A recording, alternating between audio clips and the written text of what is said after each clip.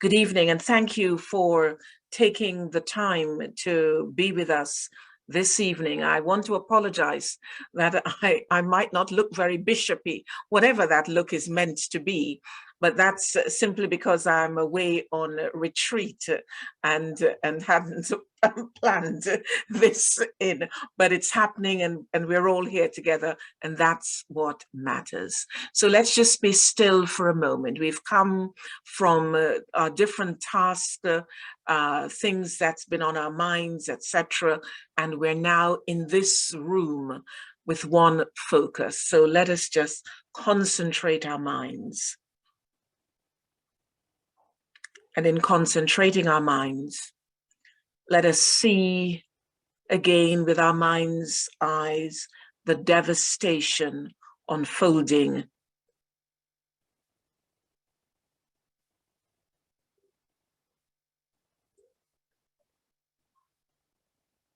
And we hear the words of our Lord. Whom shall I send? Who will ask the right questions in the right places? Who will respond?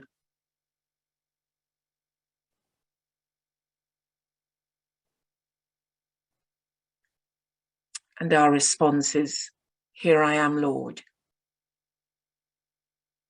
Here I am, Lord. Amen. We're all very familiar with the passage of scripture from Matthew's Gospel, Matthew chapter 25. In that chapter of Matthew, we hear the words, I was hungry and you gave me food. I was thirsty, you gave me something to drink. I was a stranger and you welcomed me. I was naked and you gave me clothing. I was sick and you took care of me. I was in prison and you visited me. And we're told that the righteous, as well as the unrighteous, ask the question, Lord, when did we see you and do these things to you? And the response that came back, in as much as you did it to one of these, the least, you did it to me. Truly, I tell you, inasmuch as you did it to one of the least of these, inasmuch as you did not do it to one of the least of these, you did not do it to me.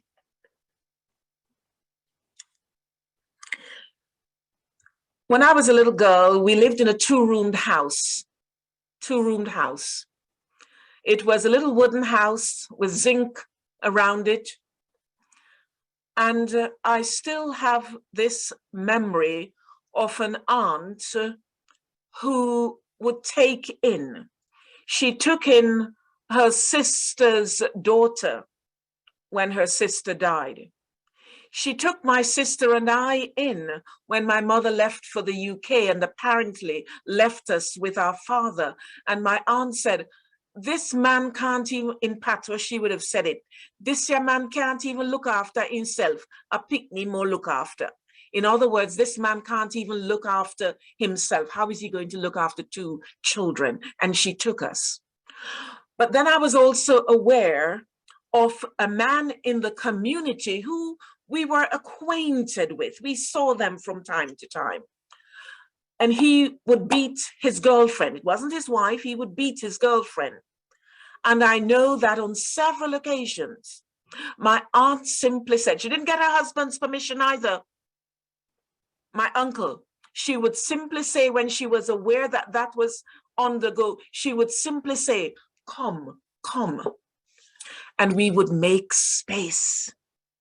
We would make space for that emergency, as it were, to make sure that she could be safe for however long, whether it was a few days, sometimes weeks.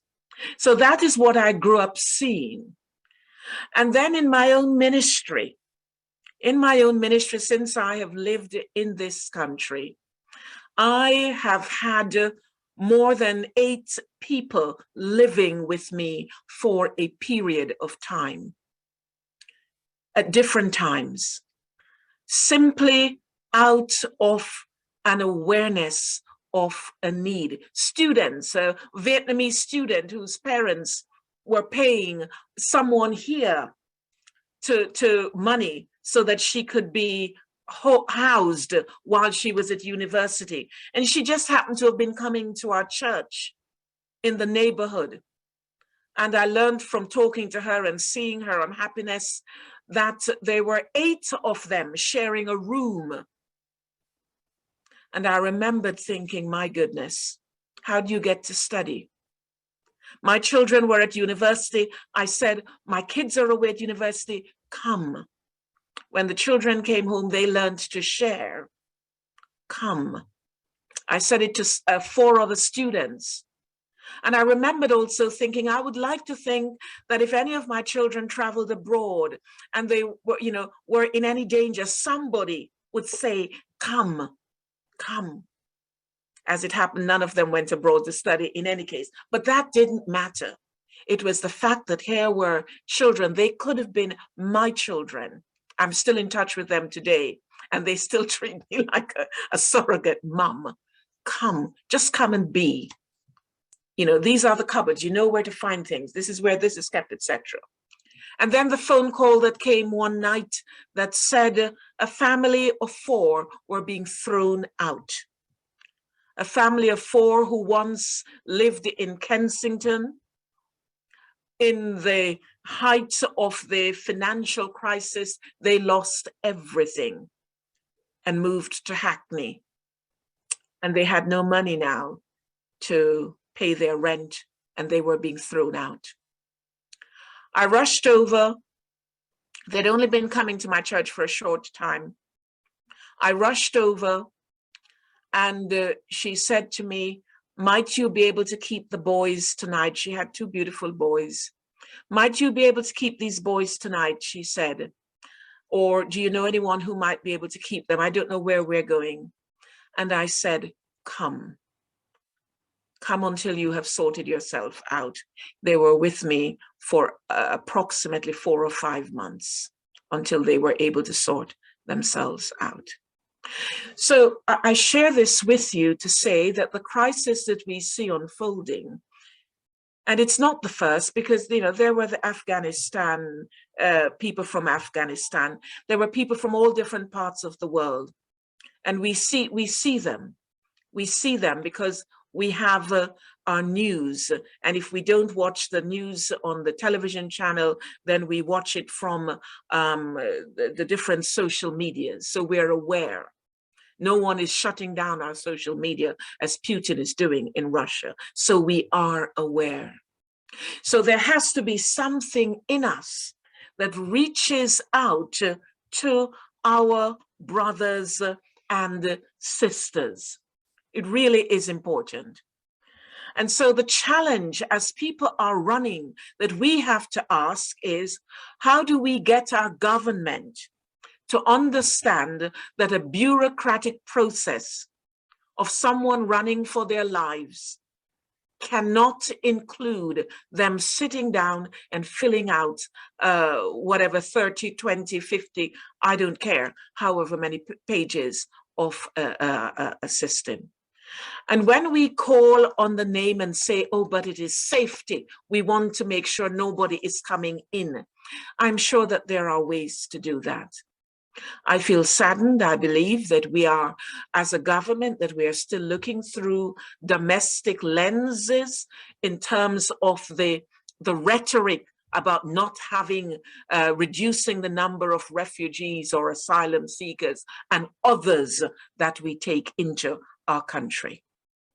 As I draw to a close, I just want to say this, for those of us of faith, that there is a deep belief that this is God's world, not ours.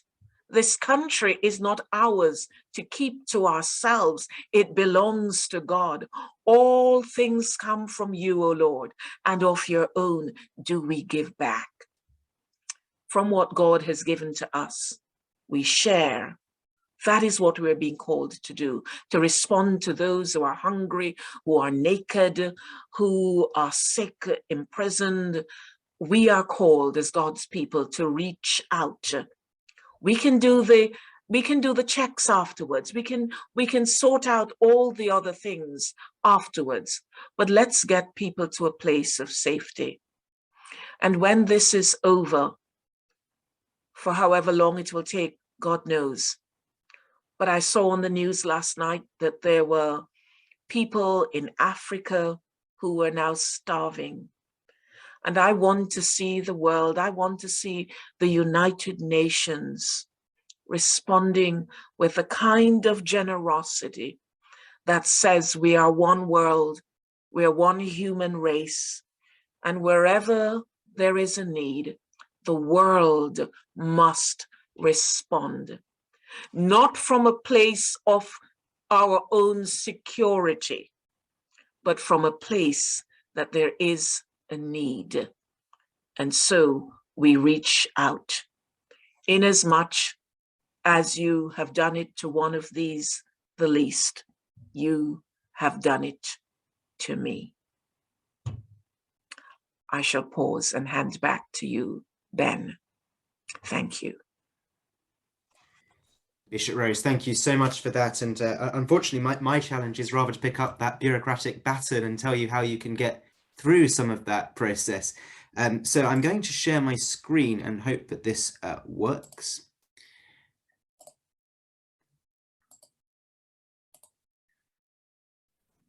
There we go.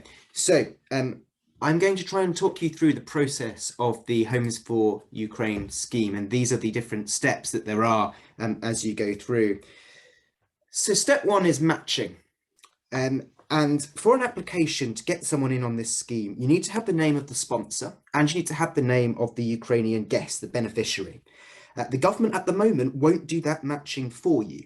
Now, if you know the name of the Ukrainian that wants to come over, brilliant, you can skip straight past this phase. But for I guess the majority of you, where you don't know the name of the person that you might want to host, there are a few different routes available to you. And just to say that links to everything I'm going to talk about, I'm going to send all of them in a post-event email. So don't feel you have to copy everything down or write things down now. You'll get all of that afterwards. But there are a few there. The charity Reset has set up a matching portal. You can register with them and they will do the matching for you. So they will match you to a guest or beneficiary.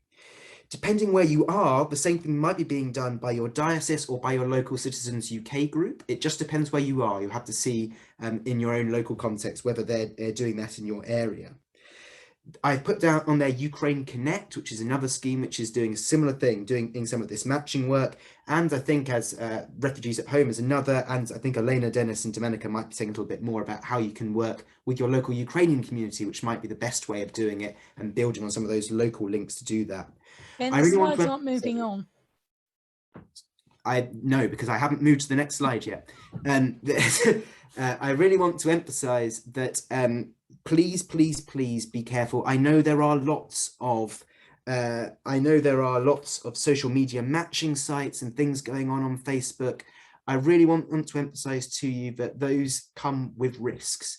That we know there are people abusing this system for modern slavery. There are people abusing it for sexual exploitation. Please, if you can, use one of the registered charities or someone that you can vet and assess so that it can protect you and it can protect the people that are coming over. Once you've matched, the next step is the application. So this is when you're actually filling it in on the government website.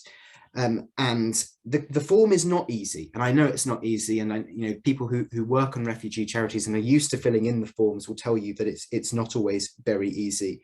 It is a bit cumbersome, it takes a bit of time, it is getting better, and what we are going to hopefully do in the next few days is put together a bit of a resource on how exactly you fill in that form, possibly have a video, watch this space, and I think possibly Domenica and Olena and Dennis might talk a little bit about their experience with the visa form so far. That's the second stage, and you apply you will need ID documents, you'll need to answer a series of questions, and it is both details which will do the checks, which are both on the sponsor and on the guest. So both of you will have security checks done on you at that point when the application goes in. Once we're through the application, when your application is submitted, there will be a number of checks which are done. So every single Ukrainian which comes here, for example, will be checked against police registers. There will be a thing before the visa is granted them. There's a safeguarding aspect on that side, but also the local authority will be informed. So your local council will be informed when you've put in an application. And they are the ones who will be responsible for checking your property and for further safeguarding checks. Now, what you have to do, when I say checking your property, the property that you're offering, it can just be a spare room in your house. It can be a whole empty property. It can be any of those things. But what it does have to have are a few things in common. It has to be safe, it has to be heated, and it has to be free from health hazards. And it has to give your guests adequate access to bathroom and kitchen facilities. Once your application is in, the local authorities will begin to do some of the checks. And some of the things that they'll be looking for are things like, is the property heated? Are the electrics safe? Is the gas safe? Is it free from mold? Do you have a working smoke detector? Do the locks work? Is there drinking water? The local authorities will also be responsible for doing a DBS check on every adult in the house. And it is every adult in the house, which is important to stress. So if you're the named sponsor, but you live with 2 other adults, all of you will have to have a DBS check done on you. And if there's a vulnerable adult or a child who's coming to stay with you, it will be an enhanced DBS check, so the bigger, more extensive one. You don't have to pay for those checks. They're done by the local authority, but everyone will have to have them done. Just to say, if you're on this call and you have clergy housing to offer, there are some additional issues with that, and different dioceses are dealing with it in slightly different ways. What I would suggest is that you get in touch with your diocesan staff. We're bringing out more guidance and checklists from the National Church all the time, but please, at this juncture, flag it to your diocesan staff, say that you want to be involved in the scheme. We're going to try and make sure everyone can do it, but we want to make sure that you're doing it safely and that it's done with all the right legal checks. You're through the safeguarding phase, you're through the checks. We're now at arrivals. So this is when they actually get here. You can meet them at the airport or station yourself. That would be very nice. That is certainly something which we'd recommend. Or you can provide directions to your home. The beneficiary should be able to get free transport to your home from their place of arrival, which is important to note. But please do make sure that you're communicating with them, that there are really clear instructions going in. It does seem like from the family scheme that occasionally people are getting lost. They're not making it to the property and there are problems happening. So just make sure that communication is really going on. Once they get here, support is available. The Home Office will share your data and the beneficiary's data with the local authority, and it is the local authority which is expected to provide most of the key wraparound support. You are not, or you might be, but you're probably not a counsellor or a trauma expert, and no one is asking you to be. That kind of support is being provided by the local authority. So is education, access to schooling, access to healthcare. All of these things are open to the Ukrainians who are coming. The support that you can offer beyond the room is about directing people to things locally, making sure they really know, where the local station is, what kind of support they can get. But it is the local authority which is meant to be providing the key support. You're not expected to provide food, although it'd be very nice if you did, but it's not expected that's part of the package. You're providing, in a sense, the space for them to live in. The guests, when they're staying here, will have full access to benefits and be able to work. So there is support for them to be able to, in a sense, support themselves. But as you'll hear from some of the other speakers, a lot of people are going to also need wraparound support from the community. And that will be required in lots and lots of cases. There are lots of ways you can do that. And if you're on this call and you're thinking, actually, the whole sponsorship thing seems like too much for me, or I don't have a room, please don't be discouraged. We have other ways for you to help. There are lots of people offering rooms, but we'll also need other forms of community support around people. So don't feel discouraged. But if you are a sponsor, what you will receive as well is a £350 a month thank you payment. That is per household. So you don't get 700 if you take 2 Ukrainians. It's just the one £350 a month. You don't have to take that. It's a thank you, but please be assured, we have been told It will not affect your universal credit or your council tax status. It's a gift for £350. It won't impact on anything else. At the end of those 6 months, how does it end? And what should you do if things start to go wrong? You're undertaking, if you're a sponsor for this, to give people, to be hosting people for 6 months. You can offer it for longer than 6 months. That is between you and the guest. That is something which you can negotiate. But if you don't want to continue the arrangement beyond the 6 months, you can tell them that. You have to give 2 months notice, or rather that's the recommendation, is you give 2 months notice, which lets everyone plan and prepare for how they're going to move on. As I said before, beneficiaries, they do have access to public funds. And so after leaving your home, they should be able to rent a property like other people. And I think it is now clear that they can claim housing benefit and housing as part of universal credit. So there is support for them to find housing after they've moved on from staying with you. If they need further support, local authorities are there to help them find alternative accommodation. If something starts to go wrong, if it starts to break down, the local authority has a continuing safeguarding responsibility. They should be checking in as the process goes, but please flag things to them early. Don't wait for things to escalate. Don't wait for things to go horribly wrong. Talk to your local authority, stay in touch with them. They are the stopgap. They are the support net if things go wrong in the hosting for whatever reason. Just a few final things to note and a few final things to know. Really delighted that so many people have come forwards. It's brilliant to see so many people on this call and so many people who volunteered for the scheme. Please try and keep safeguarding in mind. That is for your protection. It's also for the protection of what might be a very highly traumatized person who's coming to stay with you. We've put on our website, and the link is there, some initial considerations for you to look into. Again, I'm going to send all these links to you, but there are some initial considerations there. You'll also find on our website a Church of England toolkit, which goes through this scheme and other issues and different ways in which you can support displaced people from Ukraine. Have a look at the government FAQs. They're being updated regularly. They actually are very, very helpful in laying out a lot of the questions that you might have. Please check you're allowed to do this scheme. If you're renting your property, please check with your landlord. If you're a leaseholder, please check the conditions of your lease as regards tenants. And similarly, if you have a mortgage, please check with your mortgage provider.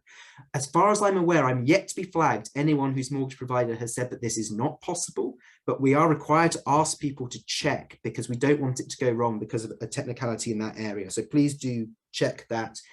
Reset has also put out a really useful sponsors toolkit today, which again goes through lots of details about what sponsors need to know to get involved in this. There are resources available to you. I've spoken for long enough, so I'm going to stop there and I'm going to hand over to Olena.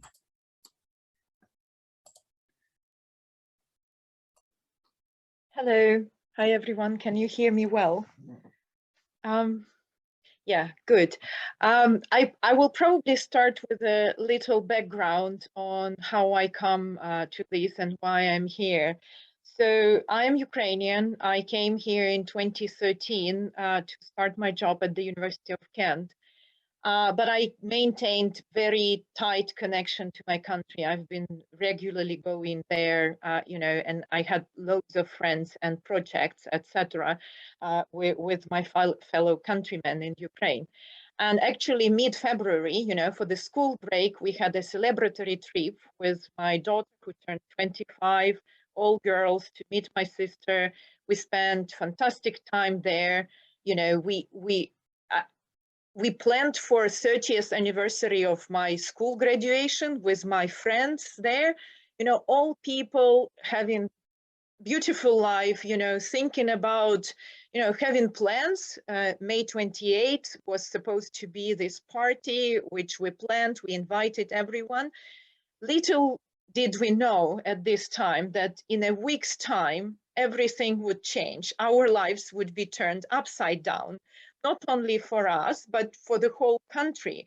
And my sister would have to make a journey across the whole country from the east to the west, and then walk several kilometers with her two young sons of 6 and 8 to reach the border and then stand for more than 20 hours in freezing cold overnight with them again, thinking that what is she doing? What she could, like, she has to go back home, but then where is home?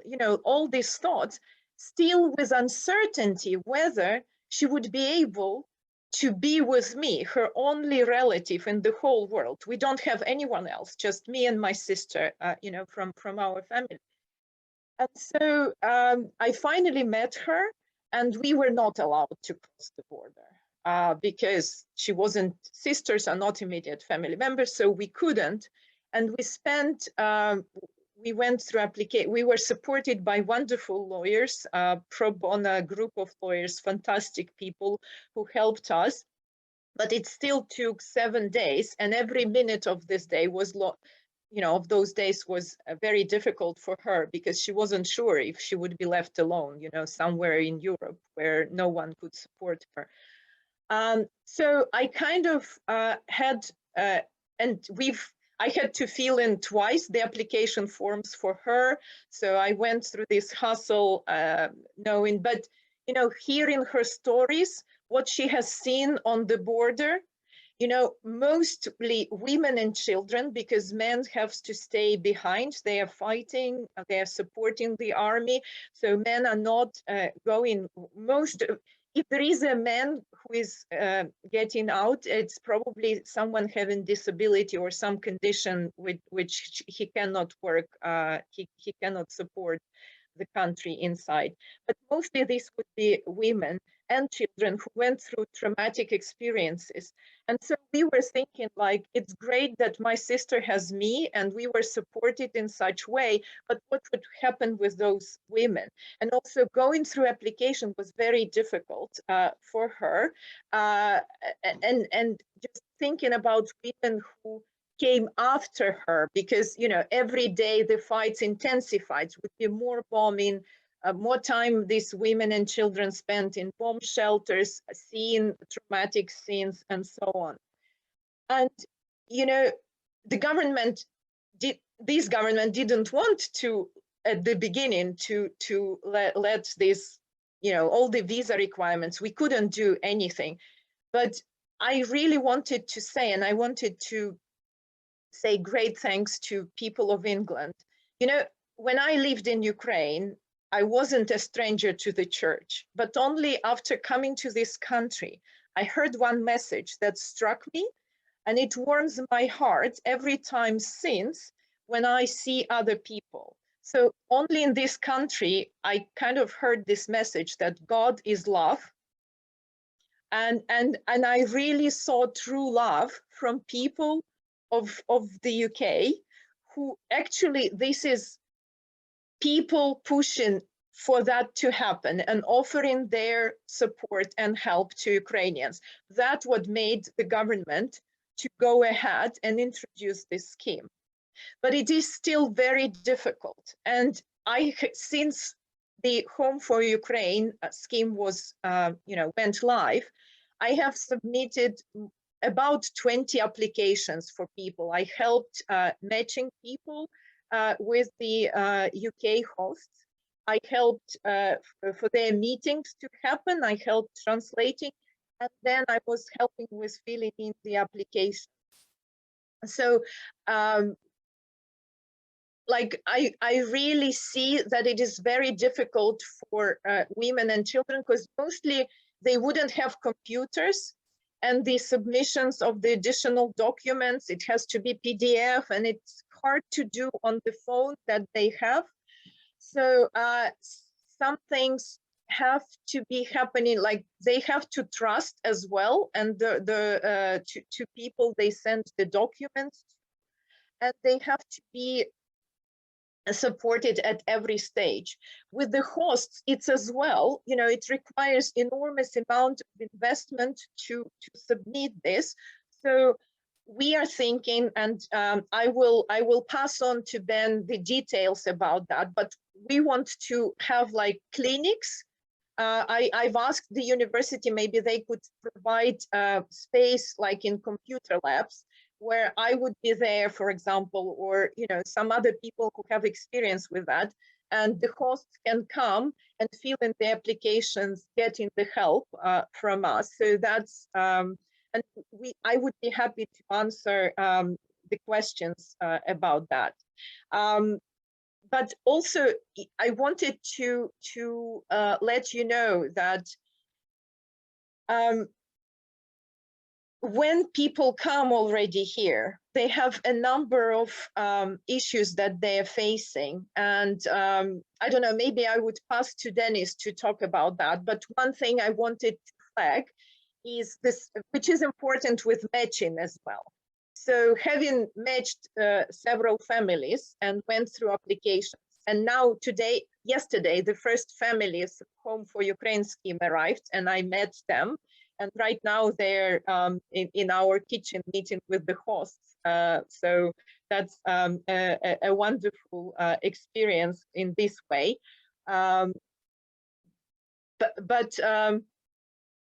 Sorry, the schooling, yes, that's what I wanted to say. I'm sorry. Like when we do the matching, when we need to be aware what is available for them, because they wouldn't have transportation. They would feel very worried about sending children to another city for school, regardless if there is a school bus or there is not. I mean, my sister had primary school children. That was a challenge. But this family that came, they have secondary school children, and that's also a challenge, because they would feel very uncomfortable, you know, letting their children go, both because of the traumatic experiences, but also because they don't know the surroundings, and it would be very worrying. So maybe it really should be taken into account. And I'll probably stop here and well, I'll say thank you again. This is amazing things that people are doing in this country. Thank you.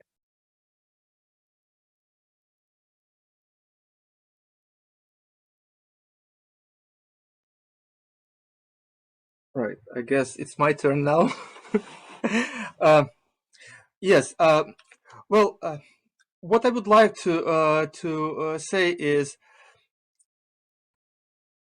hosting a displaced family is more than just providing, you know, a roof. As Olena has mentioned, families come through very traumatic experience. Some of them just, you know, were moved out of the war zone, straight out of a shelter where they spent probably weeks under the bombing. And we saw already several families here who come to the UK with nothing, just a passport, no knowledge of English, no resources, very much stressed. And for that very reason, when we think about placement of families in the host accommodations, we have to think about how to support these families. So if I would sort of think about the top priority things, probably it would be a good idea to link up with any Ukrainian families, Ukrainian communities in your local areas who can help with translation, who can just provide some friendly advice to those who come to live with you. And I would like to share some of the experience we have here in Canterbury, as we have established sort of a group of volunteers to provide this support to families coming to our areas. And that started with some very simple things. We you know, nobody has expected anything like that happening, and you know, everybody was shocked by when the war has started, and you know, we start receiving, you know, messages from our friends, from people we know, how we can support, how can we help to you, to our family, to relatives, to people whom we know. And I think that was the question, or still is a question that many people is thinking of and facing. And well, we were lucky enough to have sort of a group of friends here in Canterbury, and we started talking, okay, what these families would need when they come here. Right, Olena has presented the experience people went through on the way here, but coming to the country they have no knowledge about. What do they need? Well, the first thing that would be good, as I mentioned, is to provide some help with translations. Filling the application form to apply for schools, to the universal credit, would require some support and knowledge of the language. Well, we were blessed to have good, resourceful people in our community who start offering English training support for these families. That's a big help. The biggest issue is, as Olena has mentioned, is placing children to school. So we had volunteers in our community who offered some suggestions, and their network among the schools who are ready to come with these new families with their children to school administrations and help to place children to school. That's something that is needed. Ben has mentioned that some support, financial support, is already prearranged, but it takes time before people will start receiving this help. And as I have mentioned, there are cases when people come with nothing. So please be prepared to share food, to help them to get some clothes if it is necessary during the first few days, few weeks, until they start receiving the help. Because this bridge may be necessary in some cases. As I said, some people may be just desperate. In sort of a bigger picture, most of these people come being successful professional back home, having their own businesses, having their own careers, having their own resources, which is gone instantly when the war has started. So I think it is very important that we help these people to go through this initial time when they find their way how to support themselves. So helping with, finding jobs in local communities, helping them to go through, qualification confirmation, linking them up with businesses they're familiar with professionally is another line of help that may help these people to become self-sustainable, and that's what they would like to do. The final thing that I would like to mention, a very important thing is to sharing information about resources that are available from community. And in our case, a very good resource was establishing the Facebook group, open group, for local families, local businesses to share their offers of various types of support, from clothes to jobs to trainings, and also for the families, Ukrainian families who come to the area, who can look through these resources and find the things that they would need. But again, please think about these people who would need your support during this initial, the initial period. That's probably the most important thing for them, to open your hearts, open your homes, and let them feel the warmth of your hearts. And I'm sure that when the war is over, many of them will come back home to their husbands, to their jobs.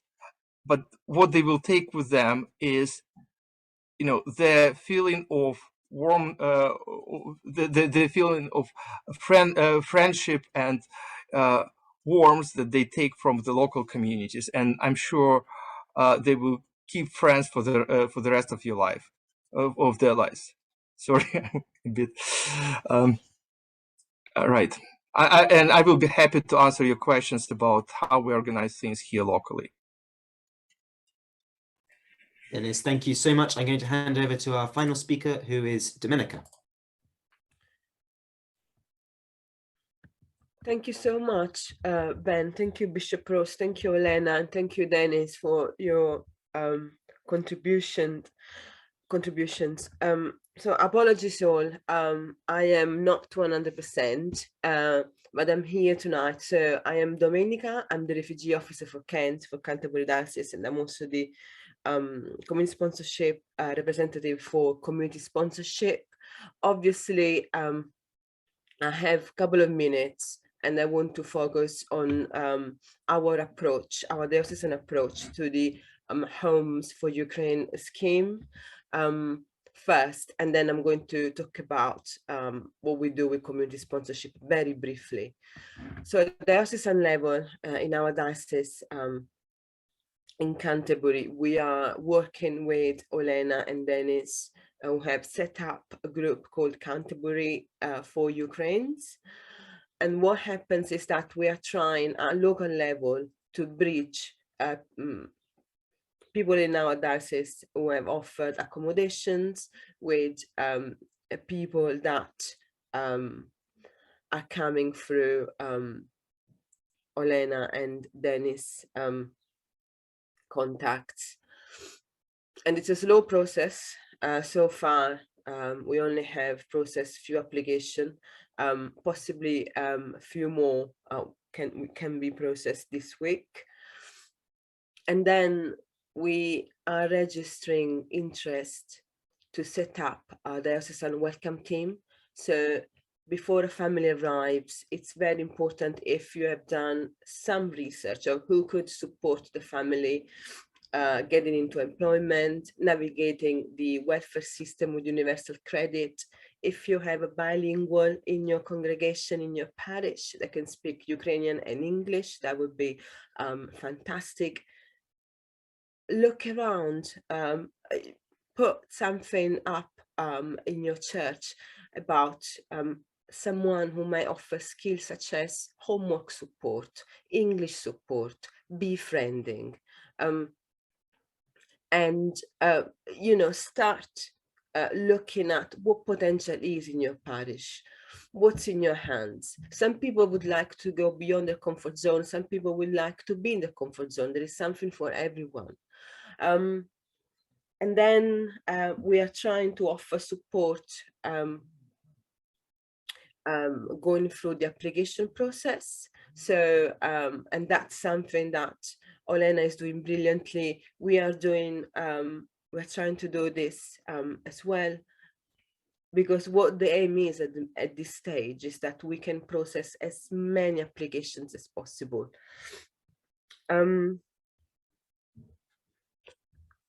Another thing linking up to Dennis'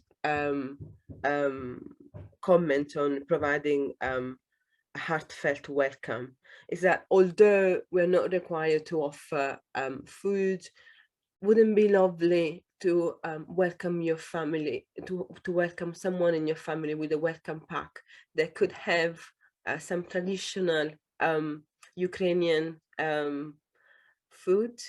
I don't know, for me, I'm Italian, so I would love to go somewhere and find some pasta, tomato sauce, you know, but, you know, try and look up what would be lovely for someone coming through the scheme to find in your home.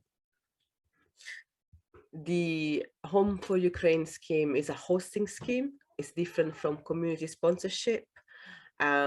However, if you're only, as Ben said, you're only offering accommodation for 6 months plus, with £350 gift from the government up to 12 months in arrears. If you want to know more about other ways you can support people through community sponsorship, I'm sure that Ben will send my email address. And also, if you want to explore more at the diocesan level, what can you do to build capacity for the Home for Ukraine scheme? Please, please, please do. You can email me, and I'm more than happy to offer any support I can. Thank you.